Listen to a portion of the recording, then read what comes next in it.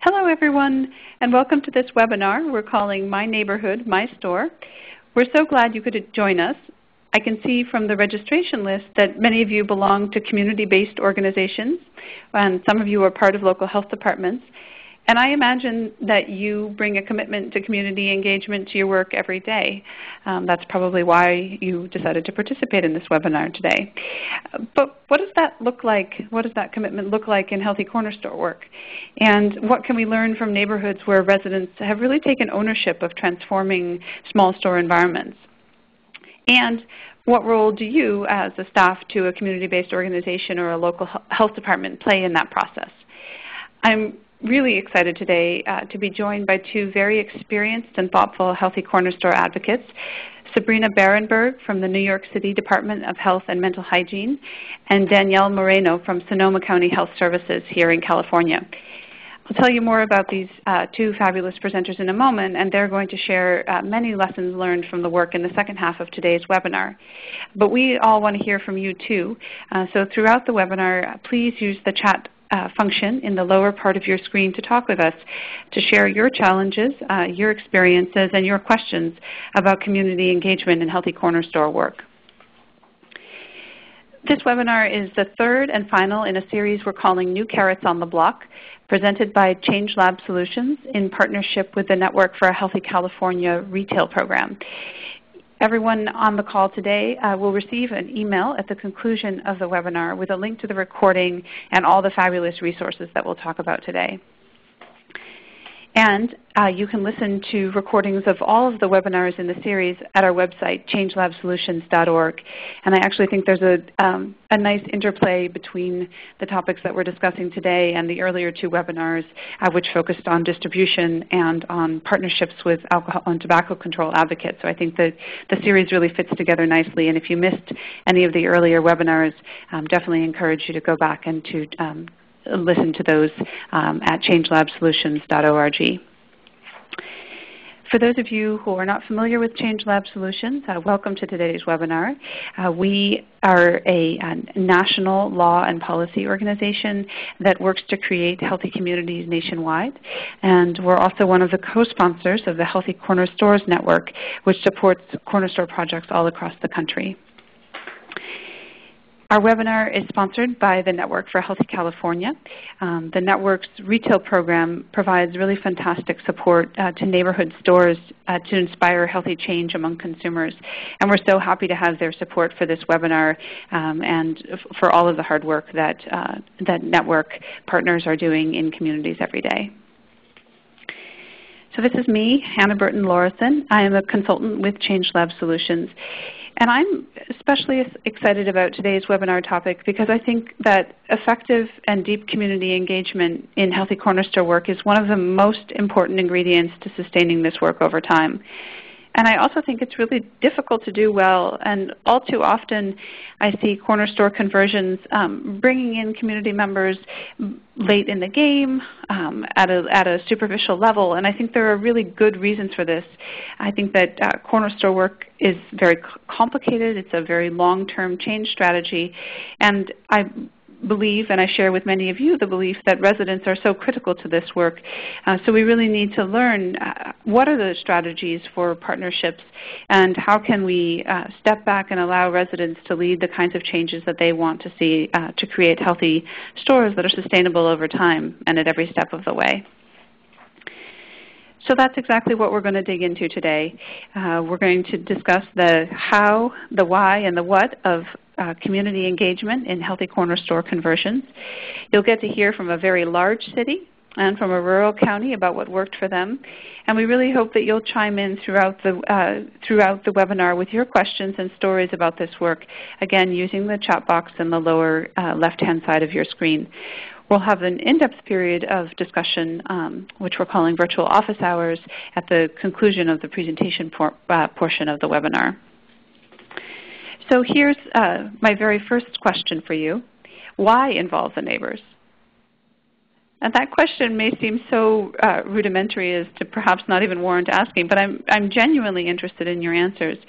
So using the chat box, would you let me know why you think you should involve neighbors in Healthy Corner Store work. What is your answer to that question, or answers? And I'll share responses as they come in, but would also like to share my answer to that question. And in case you're not familiar with the Ready Talk format, you're looking for a little box that looks just like the one here on the screen. So the first part of my answer to the question, why involve the neighbors, relates to sustainability of the changes that we're working on. And I would bet that everyone who has worked on the Healthy Corner Store project has asked themselves the question, if the store owner stocks it, will the community buy it? I know I've heard this question from community residents who are involved in this work, and I've heard this from staff of organizations involved in the work. And I think that really meaningful community involvement in changing the corner store business model is a key component of the sustainability of this work. Ultimately, the community residents are going to be the one buying the new products and hopefully eating them as well. The food ones, I guess. So community members they are the ones who ultimately are shifting purchasing patterns and making it worth the store owner's time. And of course, they know what products they want to see and what prices they can afford. But I think this idea of sustainability is actually deeper than just the selection and the cost. I also think it's about relationships, because ultimately it's the relationship between the store owner and his or her customer that will carry this work forward. The second big reason that I think neighbors should be involved in corner store work is the idea of ownership over the changes in the store environment. And I think this idea of ownership is another dimension of the quality of the relationship between the store owner and the customer base. I think from a store owner perspective, another word might be customer service. And I think this is truly a place where small stores can and often do differentiate themselves from their big box cousins. Small store owners have the ability and often are very, very willing to be responsive to customers' requests. And so that really builds a sense of reciprocity. One interesting thing that I've noticed over the years of being involved in Healthy Corner Store conversion is that many of the organizations, community-based or within local health departments that come to Healthy Corner Store work have a goal of improving health outcomes, perhaps increasing fruit and vegetable consumption. But what are the kinds of changes that the residents want to see in the stores? And neighbors may have a very different set of concerns that they might rank on a list. And high on the list might be public safety and related issues like loitering in front of the store or littering. I know I live near a corner store, and I have sort of a mental map in my mind of how long it takes to eat the certain kinds of food, because you tend to see the specific sorts of trash at a specific distance from the store. So I know it's about half a block from the store to eat a bag of Flaming Hot Cheetos, for example. And then finally, of course, closely related to the idea of safety is the sale of drug paraphernalia in small stores or underage sales of alcohol and tobacco.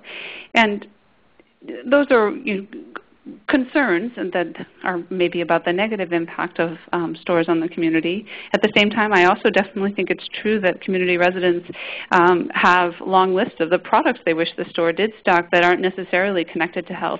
I remember working with an organization in West Oakland that did a survey of the neighbors around a store, and they found that the residents wanted to see diapers and white T-shirts in their corner store. Other times have heard of residents asking for a new assortment of products such as ethnic specialty foods in their store. So it really, the kinds of changes, again, to wrap that thought up, may not necessarily be directly related to health, or health may be on a list of more complex and longer changes. And so that's really, I think, the sort of starting point for understanding the motivation for partnering around Healthy Corner Store work that is so critical to finding that common ground from which to start the collaboration. I'm seeing many different chats coming in that are really echoing a lot of the observations that I just shared. Daniel says the corner store's neighbors are the customers. And Lindsay says they'll be impacted most by the changes. Mary said it's their neighborhood, not mine, and I think that's a very important point, that there's again that idea of ownership of the store and that unique relationship that exists between stores and the communities in which they exist. And then many of you are pointing out that this idea of sustainability over the long haul is really what is driving you to work with community residents in your Healthy Corner Store work.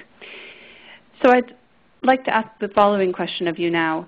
How have you engaged community residents in your Healthy Corner Store work to date? For those of you that are already on that path, what are the specific actions that you've taken? And I'm going to give you the following poll with options. I've listed a few of the common ones that I see in the community and in the nation, but please share others in the chat box if your particular method for involving community members or organizing them for change is not listed here. I'll give you a moment to enter your responses.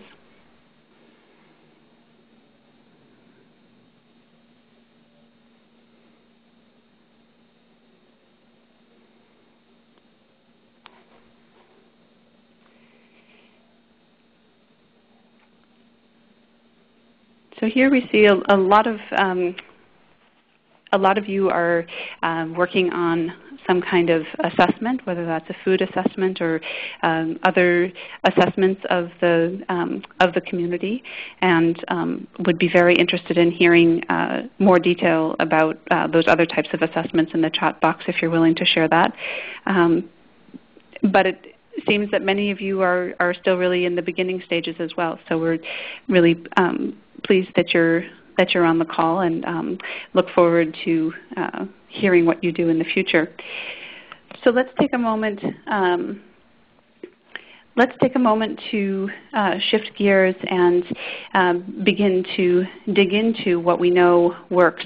And I have invited two very experienced healthy food retail advocates to join us today on the webinar to share their experiences. Sabrina Berenberg is the Director of Food Access and Community Health Programs with the New York Department of Health and Mental Hygiene. And she works on a number of different initiatives, which I'm going to list because I think this shows the breadth of her department's thinking about this work. She works on Shop Healthy New York, Health Bucks, Stellar Farmers Markets, Green Carts, and Eat Well, Play Hard in child care settings. So she has really a depth of involvement across a number of different food environments, and I'm actually very interested in hearing more about how those all interplay, because I think the complexity of the food environment, we're focusing on corner stores today, but of course it's all really interrelated in the places where people live, work, and play. Sabrina received her undergraduate degree from Yale University and her graduate degree from Columbia University, and she's been with the Health Department since 2005, working on initiatives to increase access to healthy foods in the areas of New York City that need them most. And she's joined by Danielle Moreno, who's the Healthy Eating, Active Living, and Food Access Coordinator for the Sonoma County Department of Health Services.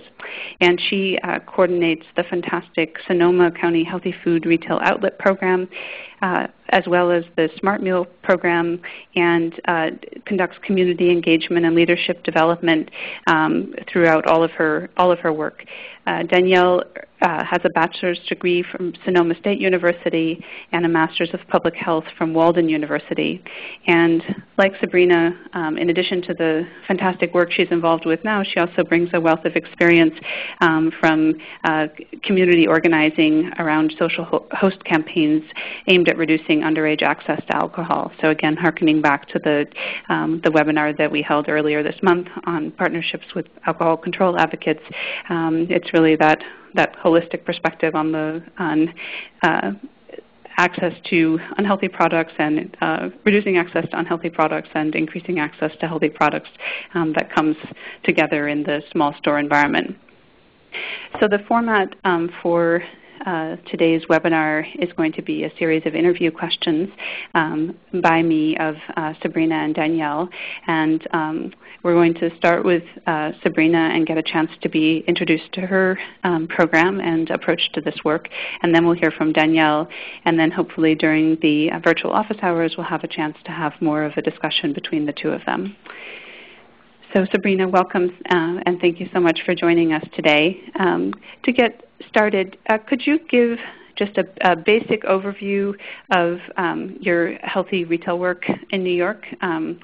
For those folks who aren't familiar with the food retail environment, I think it would be really helpful if you could just start with setting the stage for what for the context in which you're working, and then the variety of interventions that you're working on.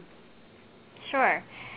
Thank you for having me, and I'm excited to see so many people on here, and also it's obvious so many of you are already doing this great work, so I look forward to hearing from all of you as well.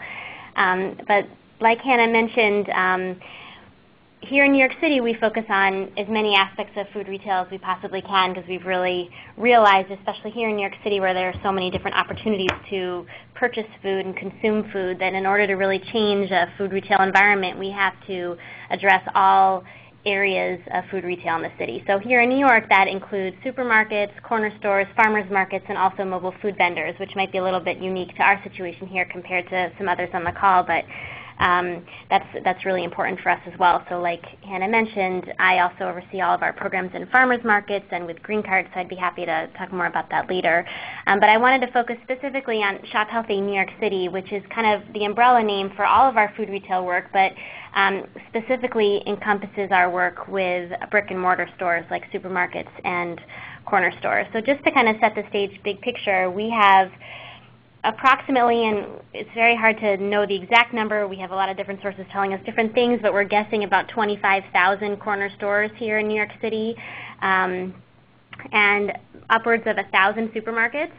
And so we've tried to figure out a concentrated approach where we could provide the most hands-on technical assistance possible to the stores while still reaching a large number of stores since we have so many. So you can see from this slide here, we've developed a three-pronged approach so that we could have the most impact and widespread effect as possible. So we work with retailers, so that's specifically the corner stores and supermarkets, and we provide them direct technical assistance to try and make changes in the store to increase the promotion, placement, and advertising of healthier foods. We also work with suppliers and distributors, for example, like Jetro, which is a wholesaler like Costco that supplies directly to bodegas, to make sure that stores have the access they need to healthier foods. So we try and remove that barrier that stores often face to actually get the healthier foods in their stores to sell. And then the third piece, which is what I'll talk mostly about today, is working with the community. And like Hannah and all of you have mentioned in the chat boxes here, community support is critical because we all know the stores will stock what customers buy. We can see that time and time again here in New York City, where depending on what neighborhood you're in, the bodega will stock completely different items than in a different neighborhood. And we know that if we want these initiatives to succeed past our intervention time, we need the community to be involved. And in the end, this is where the people in the neighborhood shop, and so the changes that are happening in the neighborhood, they need to come from the people who shop there, not from an outside entity. So we're really there to provide as much technical assistance as possible to the store, because individuals in the neighborhood may not have time or resources, they have other jobs to do than working with the store, but we have specific people where that's their expertise. But we need to know from the community, what are the changes that you want to see and how can we support you in making those. So one of our key pieces here, let me find this slide, is our Adopt a Shop program. So we've, oops, sorry, I'm trying to get this up here. Hannah, maybe you can get number 30 up there. We have a program we call Adopt a Shop, where we actually train community members on how to conduct activities with a store to support them in making changes. So like we've all talked about before, a store will stock what the community and the customers want, but often there's a disconnect there between the store and their customers. They may not they may only be able to tell what customers are purchasing based on what's flying off the shelves, but in terms of stocking new items, it's very rare to have a customer actually ask for those things. And that's because people may not know that they have that power within them to make a change in the store. So the basic premises of Adopt a Shop is really to empower the community and the customers to feel that they have the capacity to make a change in their neighborhood, that they have the power, they have the right to ask for change, that they shouldn't feel helpless in their neighborhood. They feel like, oh, there's no access to healthy food in my neighborhood, there's nothing I can do about it. No, actually there is something you can do. You can ask for something in your store, and it's very simple. So the way that we've kind of started this whole initiative is by offering these what we call I Buy postcards to individuals and community groups in the neighborhood so they can actually indicate to the store owner what are the items that they wish the store had in a very tangible way so that the store knows, okay, if I stock this item, I have potential customers who will purchase it from me, which makes it much less of a risk. So we encourage organizations to use this kind of on a mass scale by distributing them to their entire organization or their entire workforce base, and also just individuals when they're making suggestions to the store to actually do it in a physical way so that the store owner has a kind of receipt of documenting exactly what their customers want.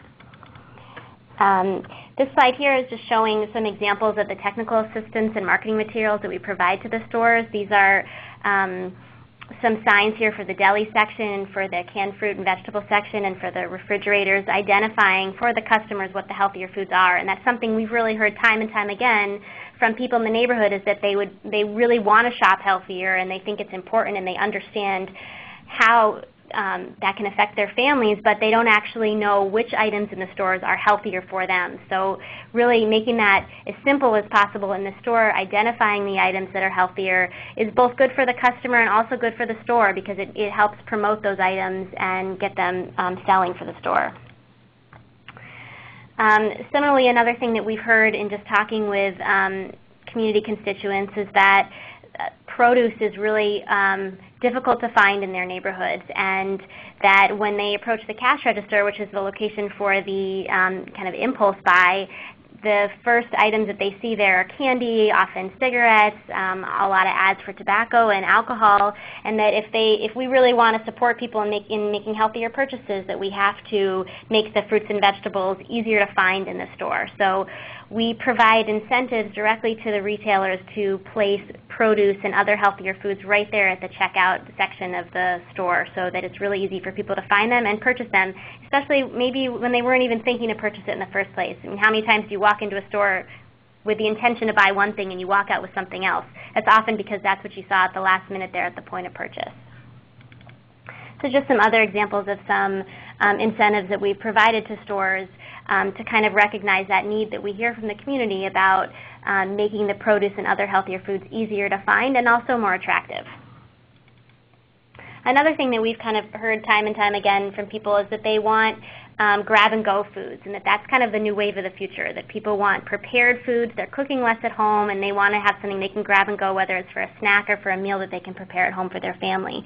So we try and relay that information to the stores and support them in selling things like these prepackaged fruits, cut-up fruits for snacks that's great for kids and for adults. And by doing that, we really get a lot of support from the store, because the store feels like, okay, here's an outsider is coming in here and telling me how I can better serve the community. You guys have taken the time to survey the community and find out what the community needs, and then you're sharing that kind of market research with me so that I can make more money. And so it's really a win-win for everybody. So that's, I think I've gone beyond the scope of your first question, Hannah, but that's kind of the overview of all of our food retail work, and then how we've kind of taken a lot of information that we've gleaned from conversations in the community to inform the work that we do with specific stores. That's great. I wanted to back up and ask a couple of follow-up questions, Sabrina. Coming back to this this Adopt a Shop approach, could you, since about a third of the people on the call say that they're not yet working with community residents, could you just take us back to the dawn of your approach? How did you choose this particular approach, and how did you roll it out? I'm curious to hear about that. And then I heard you mention that you have partnerships with community-based organizations that distribute these cards to residents. Can you talk a little bit about how those partnerships came to be and the role of those organizations in working with community residents in partnership with you? Sure. So for the first question, we actually haven't always taken this approach of really involving the community, and I think that's been a real disservice. But for years, we've been trying to figure out the best way to approach the large number of stores that we have here in the city. So when we first started doing this work back in 2005, 2006, we worked with a very small number of stores to do one specific thing, like, for example, help them bring in 1% milk. And that's because that's something we had identified at the health department as an important area for a health intervention, but also an area that we saw that stores were really lacking. So that's how we chose that. We did okay with that, but we were only in a small number of stores. So we decided, okay, let's try something different. Let's go to a large number of stores and ask them to do a variety of things. So then we went to about 1,000 stores across the city, and we gave them just very minor technical assistance and support to make some various changes in their store.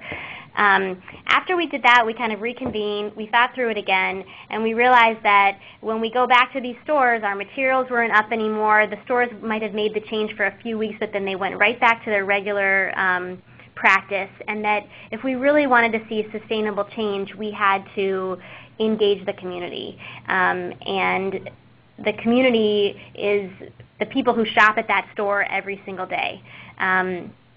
So it makes complete sense to take that approach. We just hadn't figured out a way to do it with our limited resources and reach the largest amount of people possible. And that's how we developed our Adopt a Bodega, which we now call our Adopt a Shop program, where we actually have a training that we can provide to individuals and community groups on things that they can do with the store to make sustainable, lasting change. So we've identified the items we like the store to stock. We've identified the materials that are really useful for them to use and the incentives that can be provided. But now we need to put those resources and information into the hands of the people who live in the neighborhood so they can actually ask for changes in the store. And that's the approach that we're taking now. This kind of trifecta approach where we work specifically with the stores, but we engage a community organization or a school or a neighborhood association nearby to really continue that commitment with the store even after our intervention period has changed. And so, for example, right now with Shop Healthy New York City, we've identified 2 zip codes every year, and we target them intensively with our work. So this slide here is showing our kickoff event in our new zip codes we're in right now. We're in 3 zip codes in the South Bronx. And basically what we do is go to every single food retailer in the neighborhood and say, this community is interested in the neighborhood being healthier and changing the food retail environment. Will you work with us, the health department, and with the community to make these changes? Here's what we're going to offer you. We're going to work with you intensively to help you promote and stock healthier foods, but the community is also going to work with you. And to make that happen, we go to every single community site, organization, school, hospital, clinic, barbershop, laundromat in the neighborhood. We talk with them about this work, and we ask them, are you interested? Are you interested in changing your neighborhood food environment? If you are, what kind of role do you want to play? Here are some things you can do. 1, we can give you a stack of these postcards, and you can just take them to your store and ask for any item that you wish they stocked. Or if you're a larger organization or a school with a community service component, for example, we can come train you on how to adopt a shop, and you can actually tailor an activity specific to a store in the neighborhood to show your support. So just this past year, we worked with over 150 community organizations, and about 20 of them actually adopted a specific store and did activities such as the one you see here on the slide. This is cleaning up the front section to get rid of all the candy, remove all of the ads, and put produce up instead.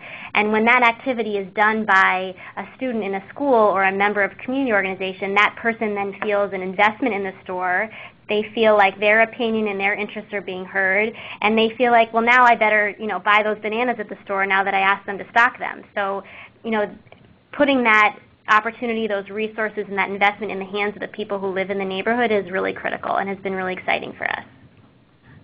Have there been any surprises in terms of the kinds of changes that residents wanted to see in their store?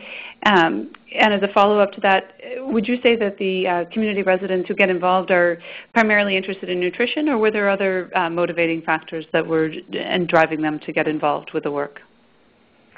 I think, It is interesting because every individual may want something different in their store, so it's really important to kind of come to some sort of consensus among a community group or in a neighborhood to figure out what are the items that are really lacking in this area. One thing time and time again we hear is quality of produce, and so we've really focused on training bodegas and supermarkets on how to offer higher quality produce, training them on just standard produce quality, when to throw out a rotting item, how to rotate the produce in the correct way. So I don't think there have been any surprises. People are really focused on produce. There's a lot more interest in organic and local, which is great, and we try and support as much as possible. And I think there's a lot of interest in ethnic foods, and there are a lot of opportunities to improve access to healthy ethnic foods in these neighborhoods, and we like to really focus on that also. And the second part, Hannah, was what? What was driving the community residents or community-based organizations to get involved in the work? Was it primarily nutrition, or were there other concerns that were motivating them? That's a great question, and that's something we always try and ask. Right when we start working in a specific neighborhood, we hold a big community event to invite as many individuals and members of community organizations and of offices and other buildings in the neighborhood to come and talk with us about the issues that they see in the neighborhood. And generally, food access is really on the top of people's minds, but people are also very concerned about marketing to kids.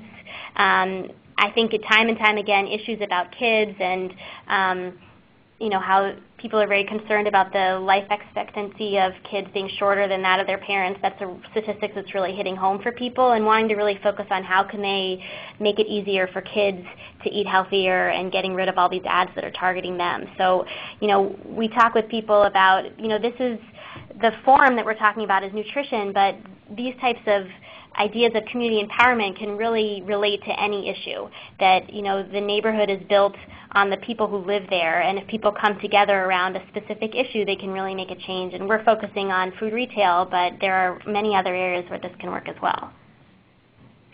I'm really struck by the scale of the work that you're describing. Obviously, New York is an exceptionally large city. What advice do you have for local health departments in smaller cities, or the community-based organizations that are on the call who are just getting started to engage residents? And what advice do you have for someone who's just starting out in terms of some practical first steps for community engagement? Well, the first thing is that I think, at least here in the city where there's so much going on, and it may vary where other people on the call are calling from, but I think people are getting a little frustrated with all the research that's happening, and they just want to see some action. So time and time again, people said, okay, so you've done a food assessment. We know there's no healthy food in our neighborhood. We know the produce quality is poor. We know that we don't have enough supermarkets. Now what are you going to do about it? So really making sure before anybody does the kind of basic research to see, has that research already been done, and is it time now to start actually taking action based on what data has been collected? So that would be one thing. And the second thing that we've really learned here in New York City, I kind of feel like we're like a constellation of a variety of small villages. Each neighborhood has a totally different need and totally different interests, and it's really important to kind of assess what the needs are and the interests are first, and that they could be different all within the areas of food retail. So for example, some of our neighborhoods may have a lot of supermarkets, but then you have to delve deeper. Okay, there's a lot of supermarkets, but are people shopping there? Is the produce quality good? Does it have a good variety? Are the prices good? For example, in the neighborhoods we were in this last year, there was a supermarket right across the street from a senior center. So at face value, you think that's great. They have access to healthy food. It's convenient. But when we probed deeper and we actually had a meeting with the senior center and asked them, do you feel like you have access to quality, healthy food? They said, no, the supermarket across the street, the prices are too high and the produce isn't good quality. And so we all take a van and go someplace else outside of the neighborhood. So that's not right. So once we learned that piece of information, we set up a meeting between the supermarket manager and the senior center, they had this conversation where they were actually able to express their concerns. And once the manager heard their concerns, he realized, I'm missing out on a huge customer base here, and he decided to give the senior center a 10% discount on produce one day out of every week. So that was a great success story, but we never would have known that that was an issue without really taking it one step deeper. So really, after doing these food assessments, really starting to understand, okay, you know what the lay of the land looks like, but what are the missing pieces, and how do you eliminate one by one the barriers that people face to accessing healthy foods? And the barriers are different depending on the neighborhood, depending on the population, and you have to be ready to kind of address different barriers at different times. Yeah, I think that's a very rich observation, and one of the most exciting elements of working with these small stores is that they have the ability to implement those sorts of changes and to be really responsive to that micro community of which they're a part. I'm going to stop this conversation here, although I'm very fascinated, and we're getting several questions from webinar participants. Please keep those questions coming, or sharing stories from your own experience.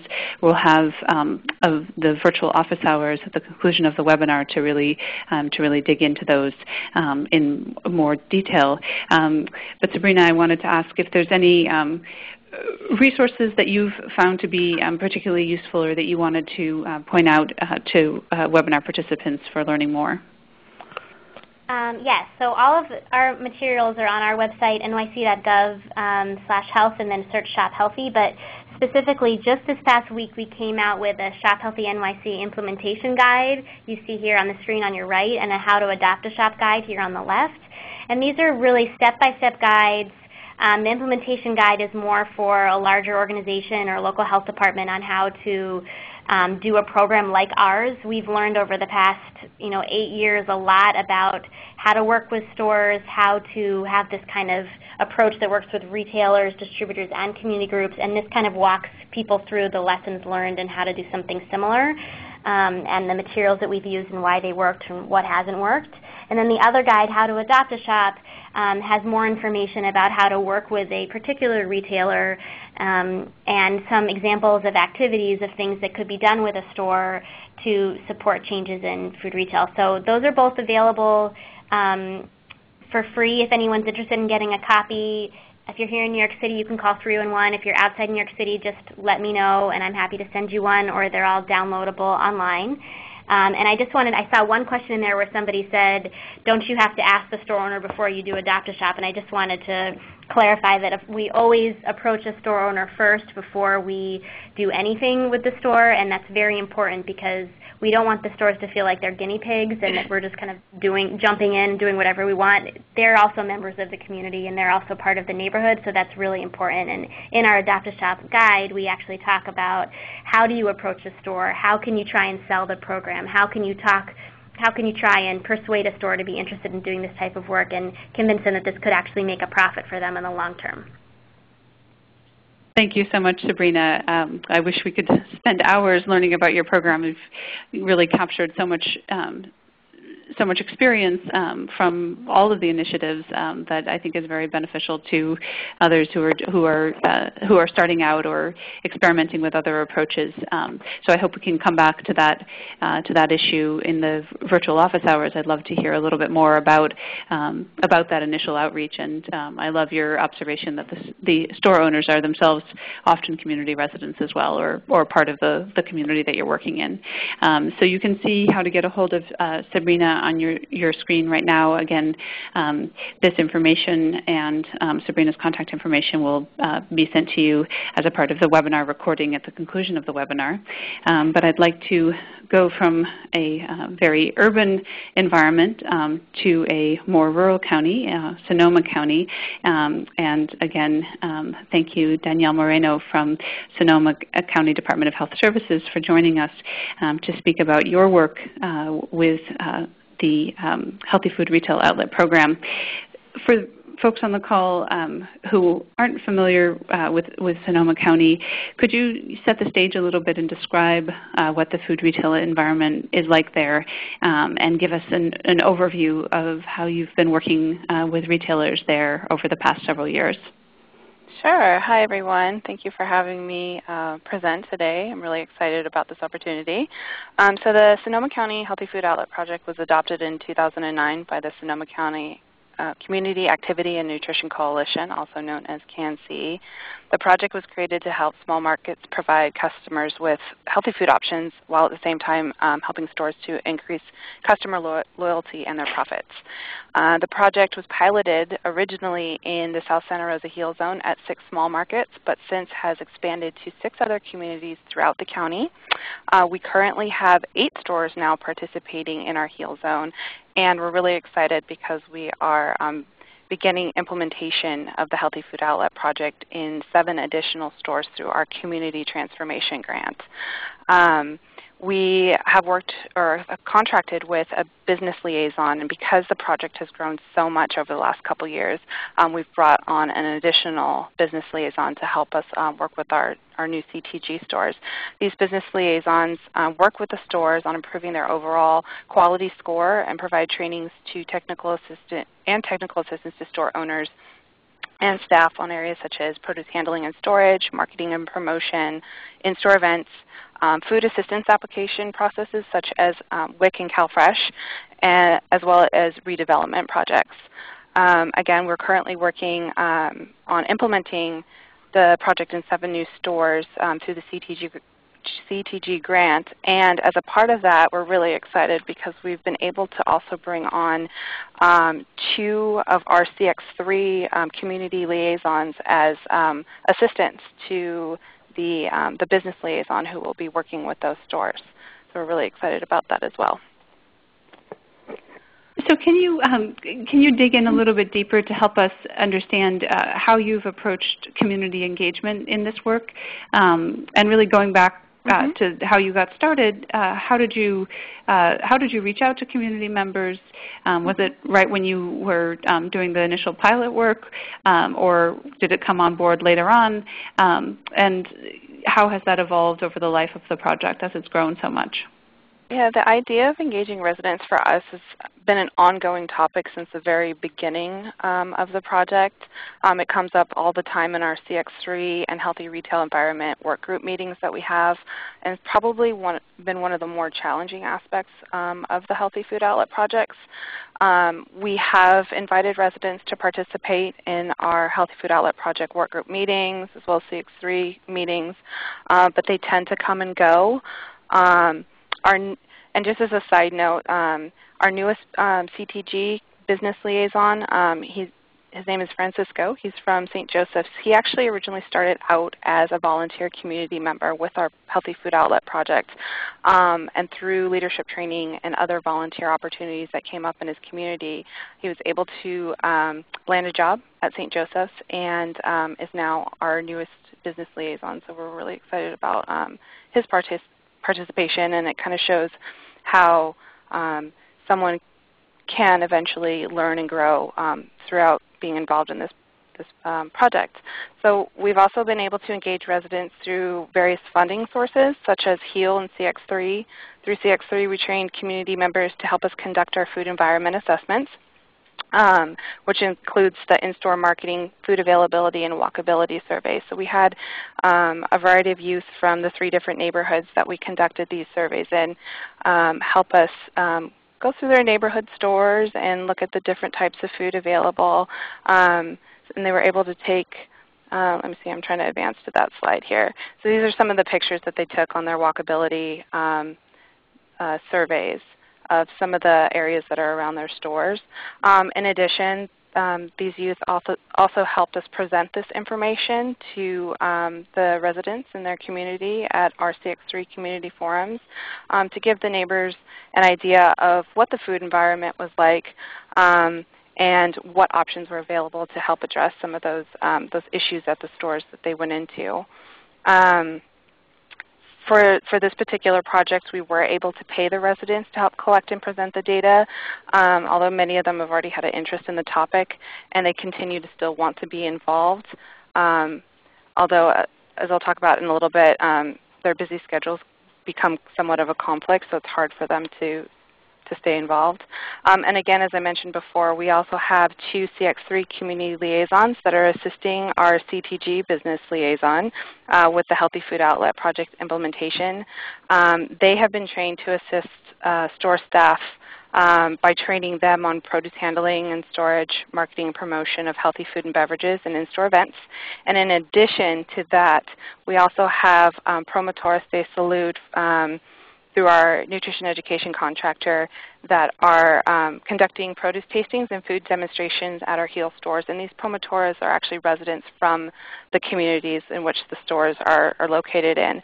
And through these events, we started about, I want to say, a month ago. We've conducted 3 of these events so far, and our promotores have already reached about 600 people.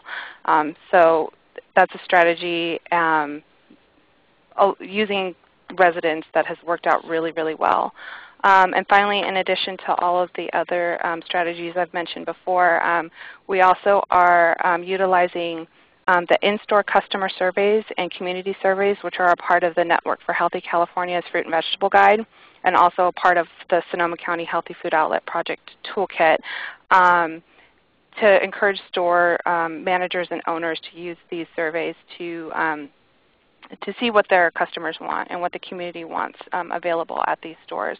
So it's another way for community members to get involved as well. I'm really struck in listening to you how deep your engagement is with individual community members, that you're really building skills and leadership among community members. That strikes me as a deep, going deep type of approach, where Sabrina was really talking about how could they, their challenge was how could they go and work in such a breadth of communities. I'm curious to hear your reflections on how working in Sonoma's more rural areas influences the types of strategies that you've used, and as you reflect on your work, in what ways do you think working in a more rural county creates some unique challenges and unique opportunities? Yeah, we actually weren't always successful, and we haven't been very successful. The more rural we get, so Sonoma County is a very diverse county where we have lots of farmland, lots of open space, but also pockets of communities where it's more city-like. So the more rural we get, the harder it is to find residents that want to participate, that we are able to engage in the Healthy Food Outlet Project. However, there are customers that are very vocal at a lot of the stores in these communities about the types of products that they want, and they're not afraid to let the stores know either. So for example, one of the stores in one of our most rural areas of Monterey, they switched produce distributors and were able to start providing their customers with with produce they weren't able to before, such as summer squash. And I remember being in the store with our business liaison one day, and this customer came in and was just absolutely raving about the fact that the store now carried summer squash, and it was the most exciting thing that they had seen in a long time in their community. So that was really nice to see. They're also not afraid to let the stores know if they don't like a certain healthy product and if they don't want to see it offered in the store anymore. One of the stores tried to offer healthier sandwiches at their delis, and the customers were not afraid to let them know that that is not what they wanted to see. So that was really interesting as well. I think one of the biggest motivating factors for our community members has been payment and incentives. We haven't always been able to offer payment for the work that they do. It just depends on which funding sources we have available. But if we have a way to pay the residents, the more likely they are to stick around and be involved.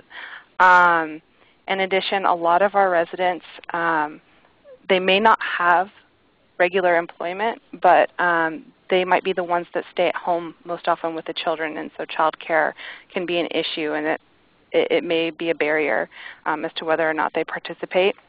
Another challenge for us is most of our target population are Latinos, and many of them are undocumented. And so there is the fear of going out into the community and participating in these sorts of projects because they're afraid of being arrested and deported. So we have to be really sensitive to that as well.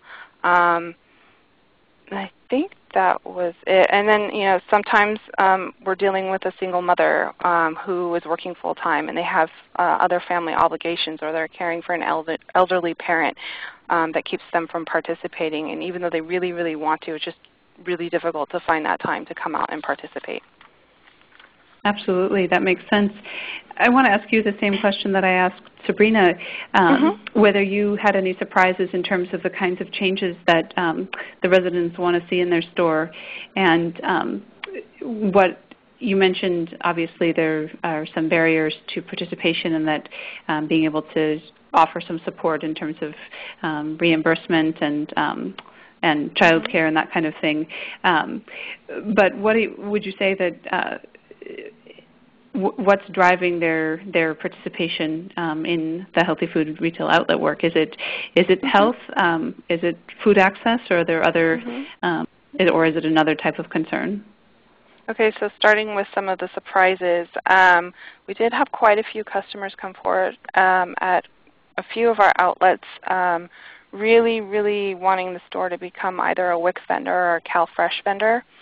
And so when the stores hear that, sometimes they're not always sure of how to go about that process, and that's where our business liaison comes in, and they work with the store owner on filling out the application and making sure they have everything in place to go through the application process. In addition, there's quite a few residents that actually are asking for organic and or local produce. And that is another challenge for some of the smaller markets that we work with. There is this thought that either going organic or local, it's more expensive than the process that they're going through. We have a lot of small markets that are driving all the way to Oakland, which is about an hour away from Santa Rosa and from Sonoma County in general, to pick up their produce. And so it's just a matter of connecting them with the right distributors locally to get some of that more local produce into their stores. And then just another one, we've also had requests for convenience items such as prepared salads. And then some customers actually wanted things like coconut water and some other items that weren't always so popular with the other stores, but hearing that, the store managers and the store owners got really excited and are more willing to offer that to their customers as long as there's a demand for it. And then, I'm sorry, what was the second part of your question? What was driving community members to become involved with your project? Okay. For many of our community members that are involved, they had already been involved with our HEAL or CX3 Action Leadership Training and Mentoring Program, which is conducted by our community engagement contractor, which is St. Joseph's. We've partnered with them for a very long time, doing community outreach and community engagement, as well as leadership development and mentoring of community projects. These residents have an understanding of why the issue of food access is important to them. Not only for them as an individual, though, but how it impacts their family and as well as the rest of their community. Through the leadership development training, they also have a better understanding of how to approach a store owner and or the store staff, and they feel more confident when asking for healthier foods or beverages in the stores. They also, a lot of these residents are already very passionate about healthy eating and active living, so they know how to rally around the issue and they know how to get others excited about it. But for others that are not already involved with the community project, either through HEAL or CX3, it could be as simple as a lot of these residents are just really, really tired of seeing children eating unhealthy foods in their neighborhoods. They're tired of seeing unhealthy products offered in the stores. They're tired of seeing mobile vendors around the schools marketing to children.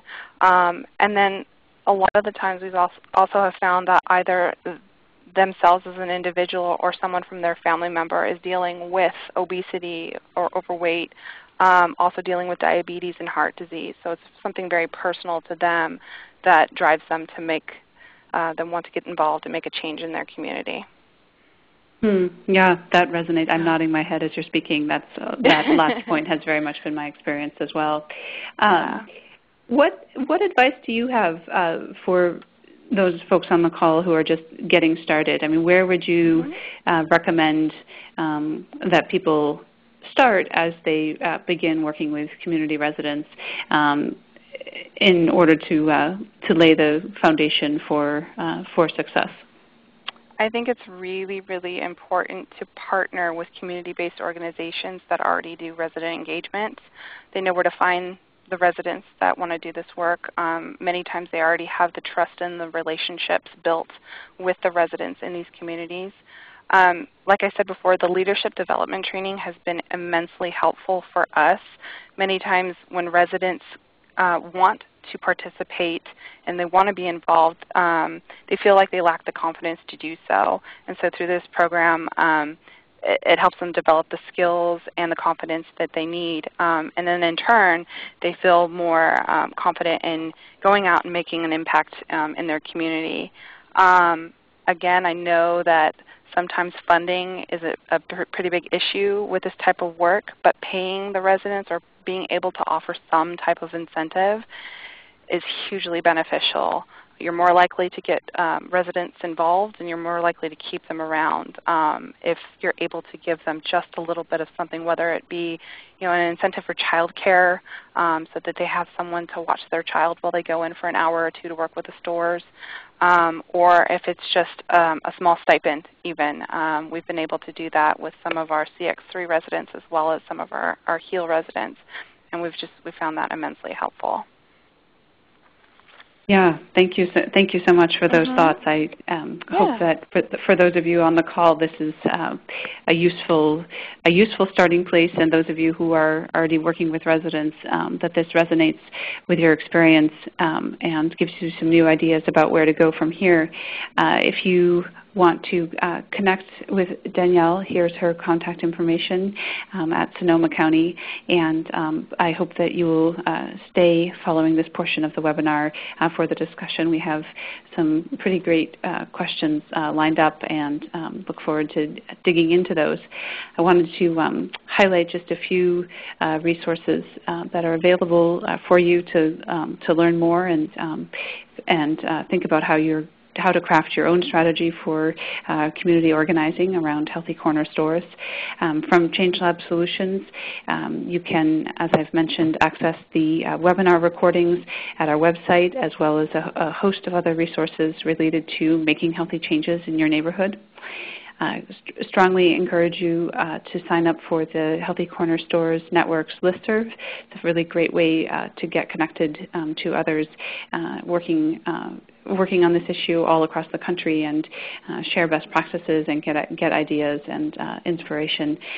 We're also on Facebook where we like to share some successes from around the country.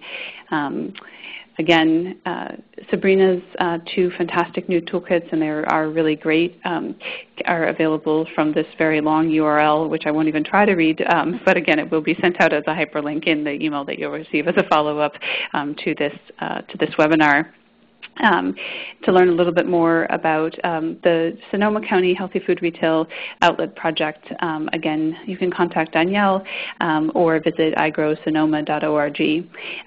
So that concludes the presentation format of the webinar, but I'd like to dig in now to the virtual office hours. And to kick things off, we had a really thought-provoking question, one that I've encountered quite a few times in work with communities around healthy food access over the past 2 decades, which is, and I'd like to hear from both of you, Sabrina and Danielle, because I would guess that you've heard this question as well.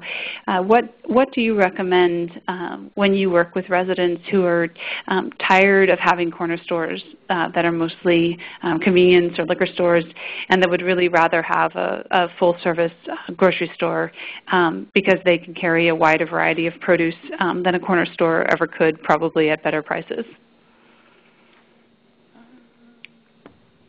Sabrina, do you want to go first, and then Danielle?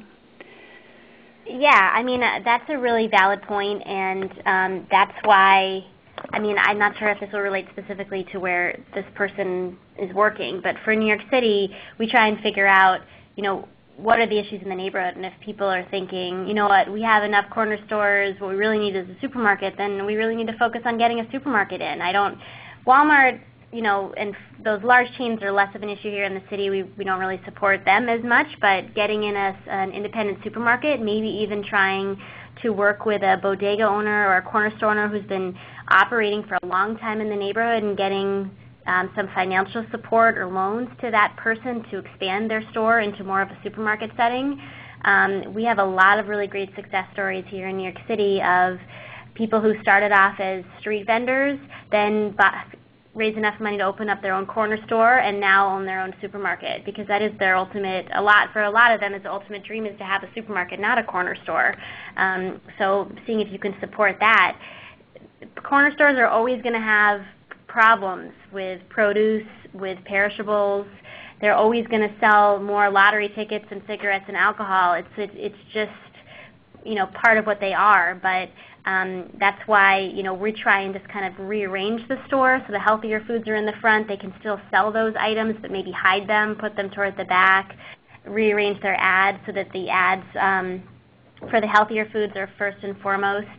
And then recognize that there are limitations that, smaller stores have, but they also have a lot of benefits. They often are a place where there's a lot more community buy-in and people feel more trust. And so if the store owner talks to the customers about purchasing healthier foods or engages with them and asks them their opinion, there's a lot more trust and relationship building potential there in a corner store. They also sometimes have more flexibility because they're not part of a larger chain, so they may be able to bring in different items than a supermarket could. So I would say really identifying that there are benefits to working with a small store, but that they will always have certain limitations, and if the real goal is to have a larger store, to try and figure out a way to make that happen. Okay, this is Danielle, and we actually haven't had any customers demanding for a larger supermarket in their neighborhood. The communities that we work in actually are pretty unique in the fact that, yes, there are convenience and liquor stores throughout these communities. However, most of the food outlets that are in these communities are actually small Latino markets that offer a wide variety of staple foods, produce, dairy products. They have a meat department. And it's just a matter of working with the stores to see how we can lower the price of the produce that's available for the customers, as well as using those in-store customer surveys to find out what other healthier products the customers want. In addition, many of the customers shop at these stores either because they lack the transportation to get to some of the bigger stores that lie on the outside of their community, or they shop at these stores because many of these stores carry culturally appropriate products that the customers really want to see, whereas a lot of the times the larger supermarkets don't carry those types of products. So it's just a matter of working with the store owner. Again, I mentioned this before, also working with local distributors to find ways to bring some of the local produce into these neighborhoods and finding a way to make it affordable for the markets in these communities. No, thank you both. I think this is such an interesting and challenging question. When I've encountered that conundrum in my healthy food retail access work, one of the things that I would add to the excellent points that Sabrina and Danielle raised is it's really an opportunity to learn as a community what the available options are, and to really dig into what the local and regional food economy looks like. Are there food retailers that offer store formats at the size of parcels that are available in your community?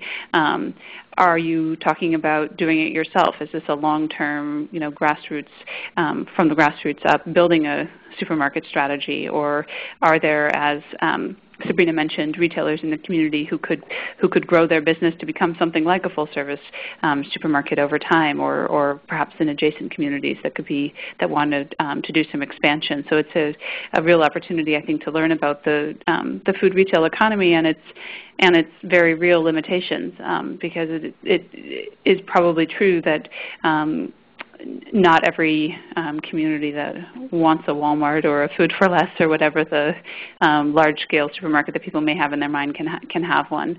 That doesn't mean that they can't have access to really great fresh produce at affordable prices. But there's, as I said, an opportunity to learn and to set priorities. And I have seen communities that have really fought hard and waited and eventually gotten the supermarket that they wanted.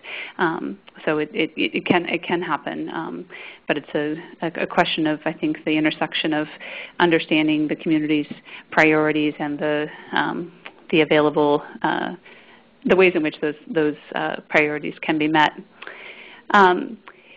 Taking the conversation in a bit of a different direction, I'm curious to hear from both of you whether you've collected any data about the impact of your efforts. And I understand that you can't probably disaggregate information about community engagement impacts, but although I'm very interested in hearing about that, just generally, could you speak to how you're evaluating your work and what your findings are?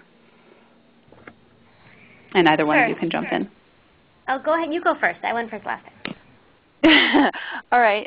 So yes, we are evaluating our Healthy Food Outlet project by conducting customer intercept surveys. So we again piloted the surveys in the South Santa Rosa Heel Zone, and these surveys look at customer buying patterns. So we do pre-post at the beginning, and then again a year later to see if what we're actually doing is making any type of changes in customer buying patterns.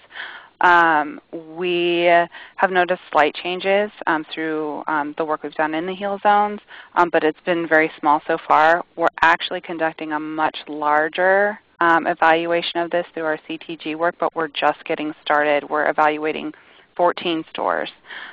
So we should have, hopefully, within the next year or so, a better picture of whether or not this is making an impact.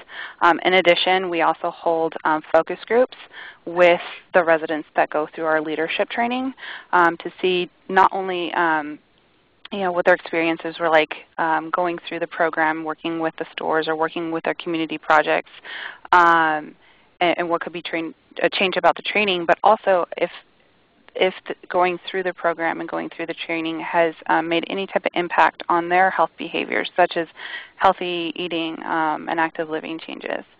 And in addition, we also conduct manager interviews to find out if, one, if there has been a response from the community in the changes that they're making in the stores, as well as if it's had an impact on their profits, as well as customer loyalty as well.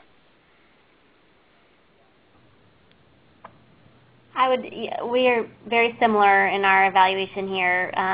We do a store assessment pre and post. We do a owner interview pre and post. This past round we did a street intercept survey where we actually talked to about 500 people in our neighborhoods that we're targeting pre and post to see whether or not they noticed our signage, whether they felt a change in the community. We also do smaller focus groups with our community organizations to see if our support was helpful, what else we could have done, what other supports they might need. And we're trying to get more sales data, which has been the most difficult piece, is to get the stores to give us more tangible, concrete evidence of changes in purchases. But in general, we're just trying to also create this feeling of a neighborhood-wide effort to make change, and so trying to get a grasp on whether that feeling is out there has been difficult, but we're working on that as well. Thank you both for that. I was really struck when you, Sabrina, made the comment about communities feeling like they've been assessed to death and they've been studied and they want action, and the chat box lit up with people nodding their heads along with you. At the same time, you also made the comments earlier on, and I heard that a thread of that throughout Danielle's comments as well, that you need to understand what the community wants. So we had a question from one of the webinar participants about how do you figure out what products the community wants to see in the store, and do you have any tools or checklists that you've used to do that kind of product-specific assessment? Well, I'll go ahead and start. I mentioned this before, that we use an in-store customer survey as well as a community survey, which can be found either in our own toolkit, so the Sonoma County Healthy Food Outlet Toolkit, and it's also found, it actually came from the Network for Healthy California's Fruit and Vegetable Guide. And they're just real basic questions as to what types of products the customers want to see in the store. And then the community survey, actually, we will be asking our CX3 community liaisons. They're going to be going probably door to door, I would imagine. We haven't really gotten to this point yet. But surveying the residents that live directly around the stores as to what they would like to see also available in the stores as well.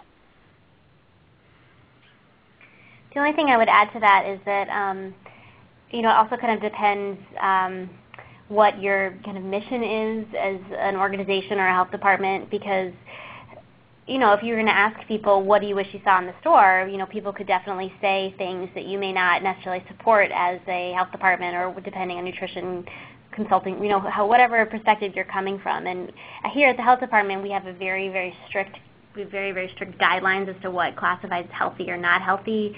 For example, to try and find a snack that meets our criteria is almost impossible.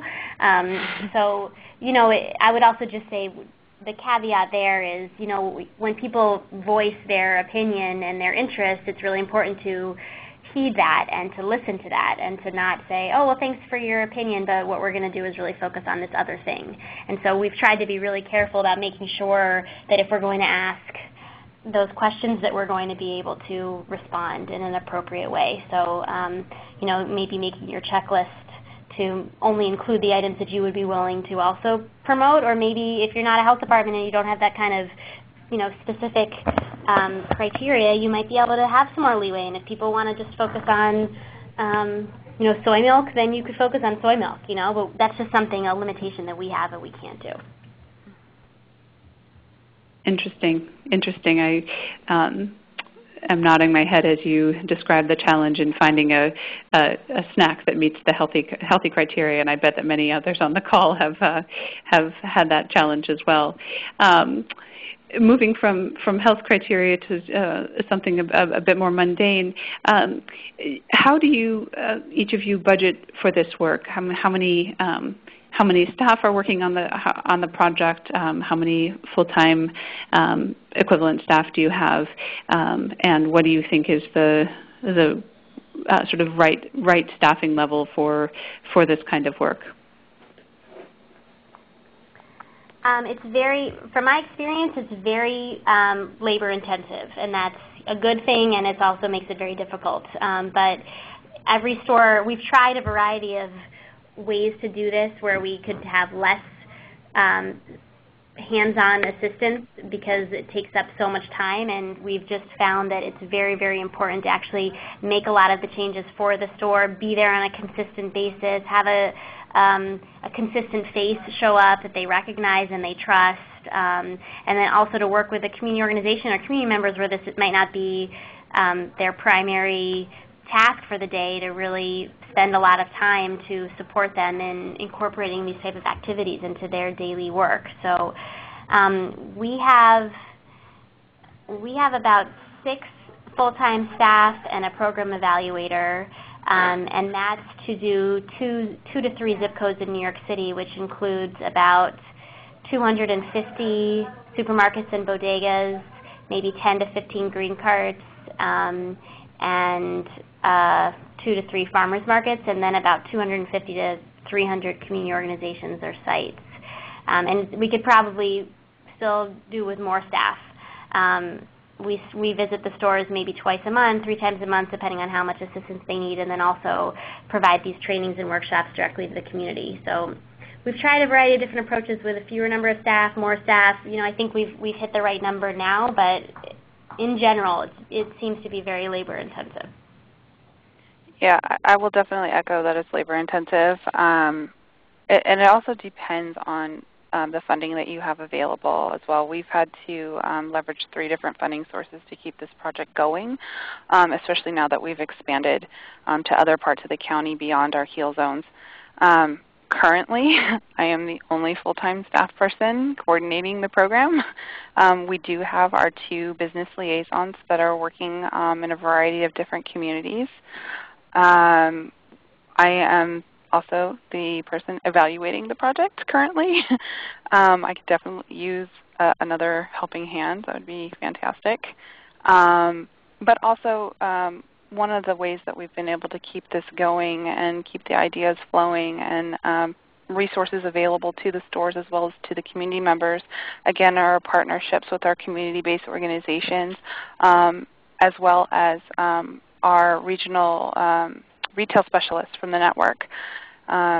She's been immensely helpful with providing trainings, technical assistance, as well as marketing materials to our program to help keep it going.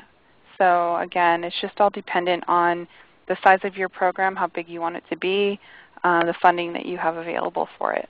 And I think the other consideration too is, are you going to be offering the stores incentives or mini grants? You have to take that into consideration as well. Well, one thing that I've noted is a common theme between the 2 of you is that your programs started with modest approaches and have really grown substantially. So your appetite for this work seems to expand with your successes, which is really great.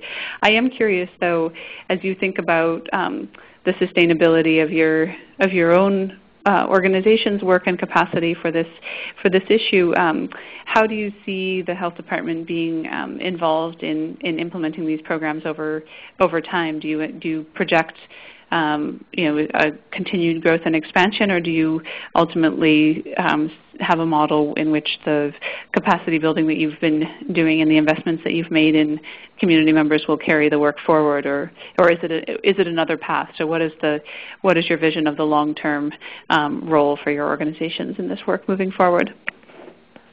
Well, I think that for us here in Sonoma County, sustainability is definitely something that we've been talking about for quite a while now, and how do we keep this program moving just in case we aren't around. I know that the way we have our program set up is so our business liaisons will meet with the stores quite frequently, so about once a week for the first few weeks, and then tapers off to about every other week, and then once a month after that.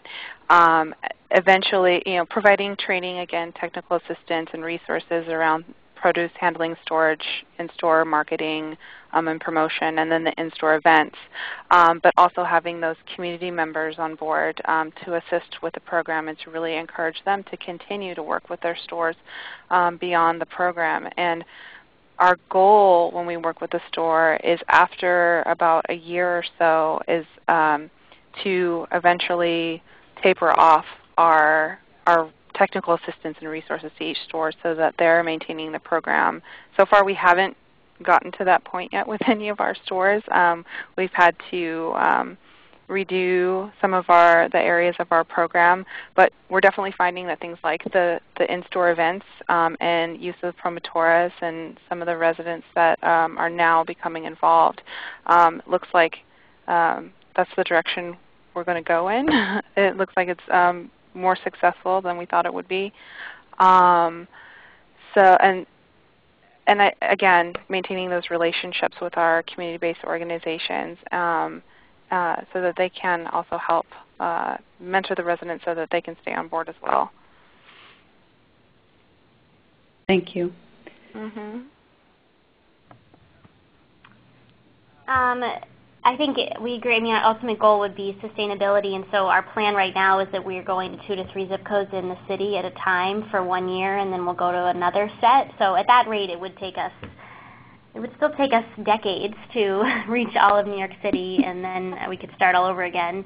But I think the goal is to kind of instill this community empowerment aspect in the neighborhood that, this is your neighborhood, you can make change in food retail, here are the tools, and hopefully there'll be some community champions who kind of just take this on. But I think realistically we all know that these community organizations that don't have their main mission or resources dedicated to working with stores, it's very difficult to incorporate that into day-to-day activities. So I think we're hopeful that it'll just get part of people's mindset that if you wish your store had spinach, that you ask for it, and that will just continue on in perpetuity. Whether or not people will actually be doing the intensive work with stores once we're gone, I think that's probably less likely, but we hope to be able to at least leave the resources there that if people wanted to, they know how.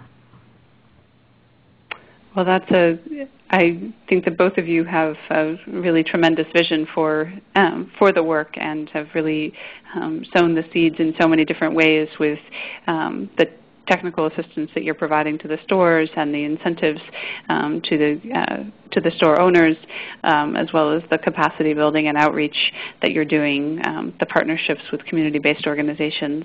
There's really a full set of very complementary strategies to build that sustainability that we all touched on as the reason why community engagement is so important. So thank you, Sabrina and Danielle, so much for sharing your experience.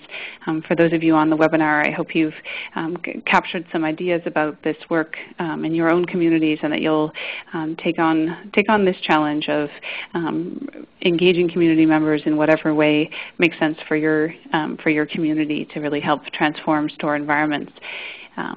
For those of you in California who are part of the Network for Healthy California, there's further technical assistance available to you for your retail work from Change Lab Solutions.